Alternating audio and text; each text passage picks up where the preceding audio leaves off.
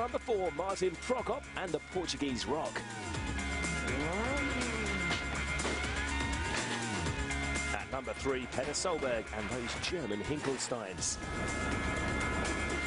And at number 2, Marco Martin and the Argentine jump.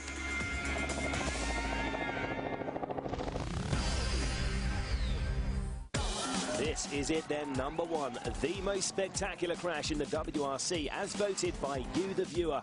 It was back in 2002, and like Marco Martin, this car breaker happened in Argentina, the classic high-speed South American event. This time round, it was rally legend and 4-time world champion Tommi Mäkinen behind the wheel. It was day 3, and Tommi found himself in a battle with fellow Finn Marcus Gronholm. Tommi's co-driver Kai Lindstrom takes up the story. There was a big fight with Marcus on Sunday, and okay, Tommi said that let's try to catch him. And the morning stages, okay, we were close, but we couldn't catch him enough. And then he just said, when we started the stage, no, I'm going to push, and I'm going to catch him. To add to the tension, Gronholm had problems starting his car in the morning, and there was a suggestion that he'd received assistance from his team. This was illegal, and the penalty, if found guilty, would be exclusion, but the decision wouldn't be made until after the rally had finished. It was kind of a mistake from the drop-off team at the Parc Fermé, and the car wouldn't start, and it seems that he took some help from his team to get the car going. Absolutely forbidden. This left Tommi in the situation once again, the dilemma: do we slow down and take an easy win, or do we let Tommi fight? Now, Tommi needed to fight. We had a 2-year contract with Tommi. We wanted him to drive well. We wanted him to be happy in the team and go for it, so we let him drive. You felt that from the first corner that, okay, never mind what I'm saying. You could just say that it's left, it's right. No point to say how fast you can go or how sharp is the corner, because he was just nailing it every place. It's a bit of a Finn attitude. They just, you know, they always fight to win. The only thing it's important for them is winning a rally, and they're ready to do everything to win. If they're, you know, second, they will push a little bit more. They don't forget the setup. I will push, and I will finish first. Sometimes they just get crazy and they don't listen to nobody. They're like this. Marcus and Tommi were completely crazy for that. I don't know more, you know, I don't know all the Finnish driver, but these two were known for listen nothing and just driving flat out and wanted to win. That's it. We had a midpoint for that stage. At the midpoint, Tommi was something like 15 seconds in front of Marcus.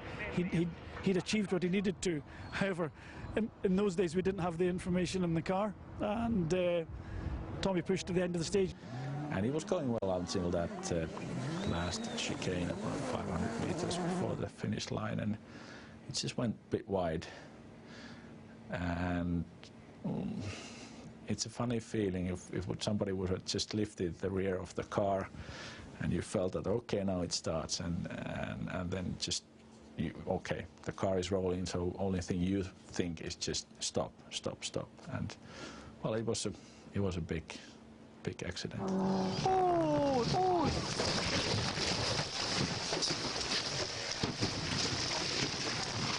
In last corner on the stage number 21. We are okay, we are okay.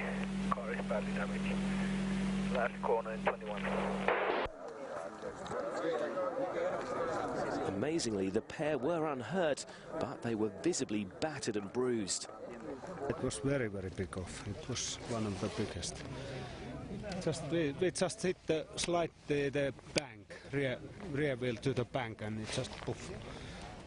It was the braking. It just gets a little bit sliding too much, and we hit the bank, rear wheel, and boom, boom, boom. And once again, the images from this incredibly spectacular crash, our number 1, are remembered vividly by the rest of the rally world.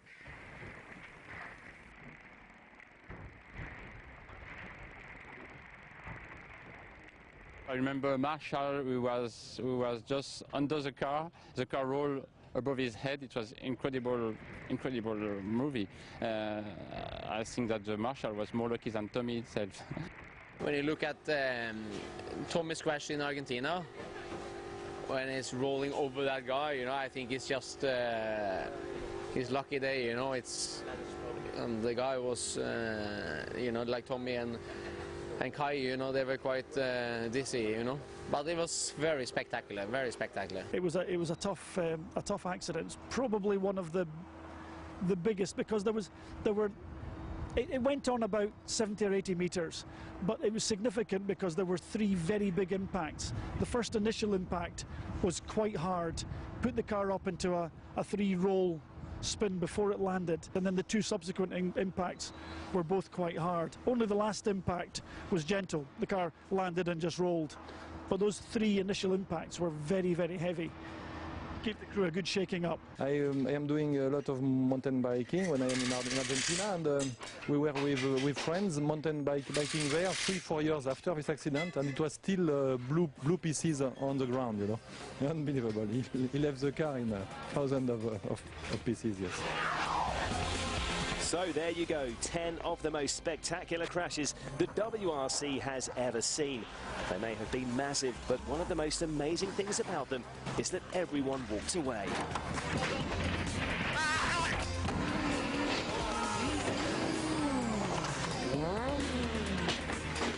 That's 10 of the finest, and in the most dramatic motorsport in the world, you can be sure they won't be the last.